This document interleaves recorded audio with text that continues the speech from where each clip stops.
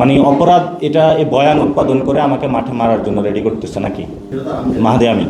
তো মাহাদি আমিন যদি এত বাক স্বাধীনতা পছন্দ করে, মাহাদি আমিন যদি ফ্রিডম অফ এক্সপ্রেশন চায়, তো তাহলে হলো ফেসবুকে পোস্ট দিলে উনি কেন অ্যারেস্ট করে? যদি উনি বাক স্বাধীনতা পছন্দ করে, উনি এ পর্যন্ত হলো মিডিয়া রিফর্ম করেছে, কথা বলেছে। উনি যদি বাক স্বাধীনতা বিশ্বাস করে বা নতুনত্ব বিশ্বাস করে, বিভিন্ন দেশে দেশে যেভাবে হলো শ্রমিক ব্যবসা করতেছে, সে বিষয়ে হলো বাংলাদেশের প্রবাসীদেরকে এই যে আমরা শুনি বিভিন্ন জায়গায় কিন্তু মন্ত্রণালয়টা উনি চালাচ্ছেন, এগুলোকে বলা হয় দালাল। মানে এটা গ্রামে আপনি শুনবেন যে বিদেশে লোক পাঠায় ঘুরে ঘুরে দালালি ব্যবসা বলে, আর বিদেশের হলো লোক পাঠানোর হলো দালালি ব্যবসা করে। এটা এখনো একজনে গালি ধরে নিবে, কিন্তু এটা কি সমাজে বলে না সবাই? তা আপনি এই কাজ করলে কোনটা ফ্রিডম অফ এক্সপ্রেশন, এই সংজ্ঞাটা আপনি ভুলে যাবেন। প্রাণ ফ্রুটো, সময় অসময় ফ্রুটোময়।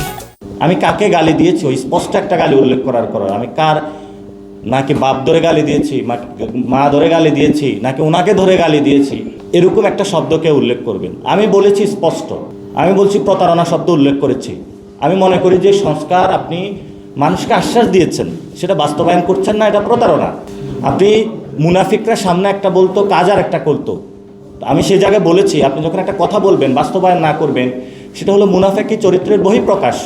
এখন আমি যখন লালমনিরহাটে গিয়েছিলাম, অনেকে বলে যে দুলুভাই তো অনেক ভালো লোক, তো সেখানে আমি কেন কথা বলেছিলাম? আমি গিয়েছিলাম পুঁটি মাছ ধরতে, গিয়ে পাইছি হলো কাদার মধ্যে আইল মাছ। আপনার বিশ্বাস করতে পারবেন না, ওই সীমান্ত দিয়ে বুড়িমারি, এই যে ওইখানে এত বাণিজ্য হয়, এগুলো কে টাকাটা পায়? আমি সেগুলো নিয়ে প্রশ্ন তুলেছিলাম। আপনার সেখানে বাংলাদেশের সবচেয়ে গরু ঢুকার দুইটা হলো বড় একটা রুটের মধ্যে হলো অন্যতম লালমনিরহাট।